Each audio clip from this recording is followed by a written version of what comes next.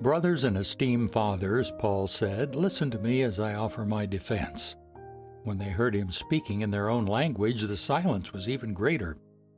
Then Paul said, I am a Jew, born in Tarsus, a city in Cilicia, and I was brought up and educated here in Jerusalem under Gamaliel.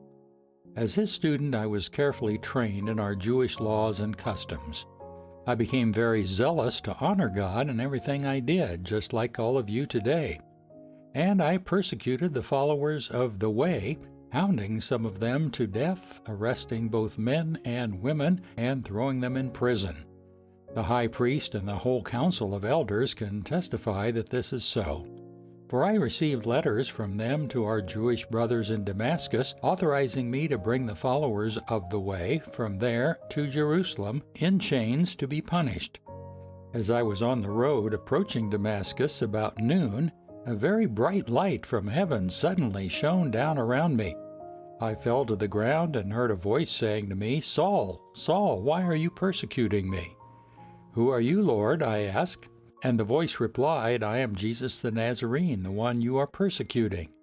The people with me saw the light, but didn't understand the voice speaking to me. I asked, What should I do, Lord?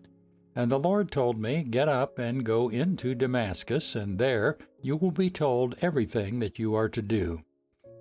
I was blinded by the intense light and had to be led by the hand to Damascus by my companions.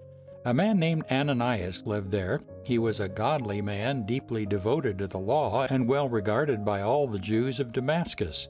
He came and stood beside me and said, Brother Saul, regain your sight. And that very moment I could see him. Then he told me, The God of our ancestors has chosen you to know his will, and to see the righteous one, and to hear him speak.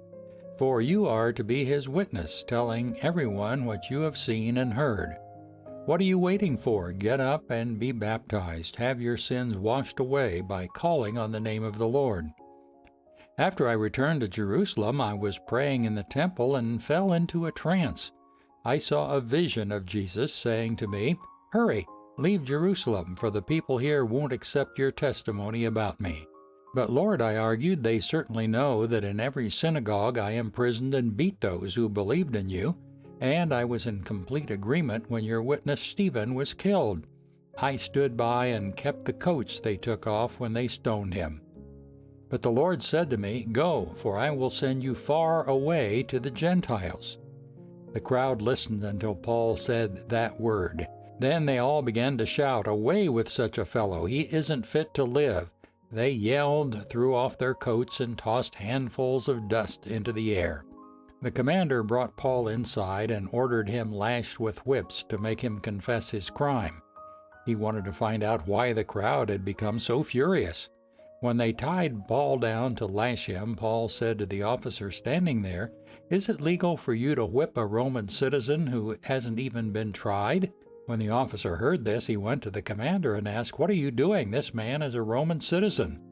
So the commander went over and asked Paul, Tell me, are you a Roman citizen? Yes, I certainly am, Paul replied. I am too, the commander muttered, and it cost me plenty. Paul answered, But I am a citizen by birth. The soldiers who were about to interrogate Paul quickly withdrew when he heard that he was a Roman citizen, and the commander was frightened because he had ordered him bound and whipped. The next day, the commander ordered the leading priests into session with the Jewish High Council. He wanted to find out what the trouble was all about, so he released Paul to have him stand before them.